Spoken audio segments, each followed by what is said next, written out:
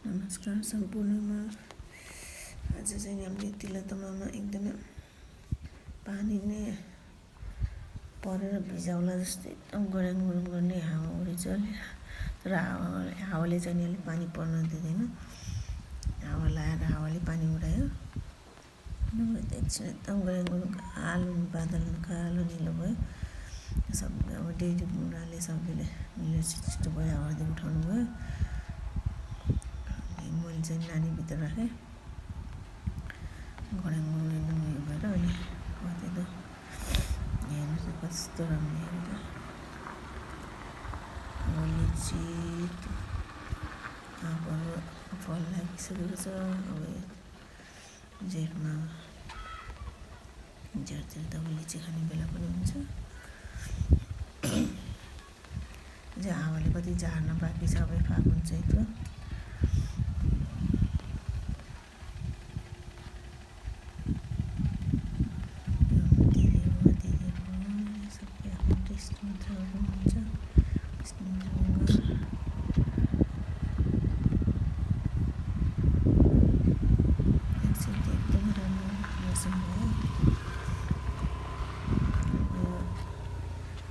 गर्मी बोलाउने पानी नै घाम पानी। यहाँ हाँसलाई पनि एकदमै चिसो चाहिन्छ। एकदम पानी खेलेको खाने धेरै छैन।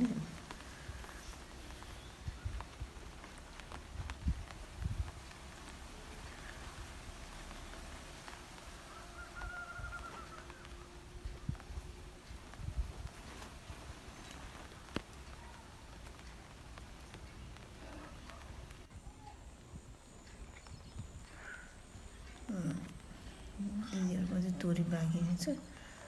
दिदीहरू मिलेर उठाउँदै हुन्छ। भिजायो भने त फेरि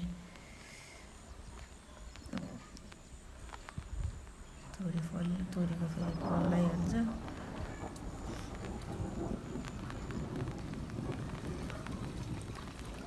दाइ सानी खेल्दैछ नानीहरू दाइ दिदी भएर।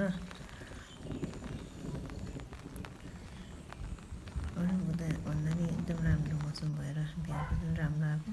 नभए त घाममा त घामले सबै तिरमिरी भिडियो खिच्नु पनि मिल्दैन। हाम्रो एभाकाडो फल लगाएको छ।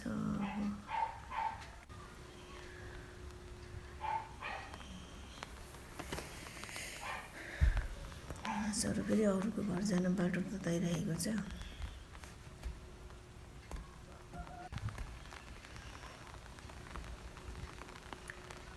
भालेफुलको मौसम पनि गयो। अब चरा सुक्दै गएको छ। अर्को चाहिँ तोरी उठाएर भ्याएको छैन।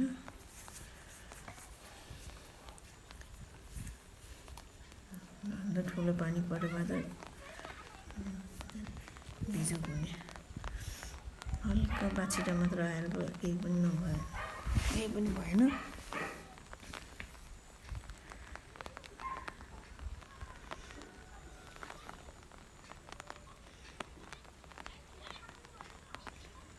हल्का बाछिटा मात्र पऱ्यो।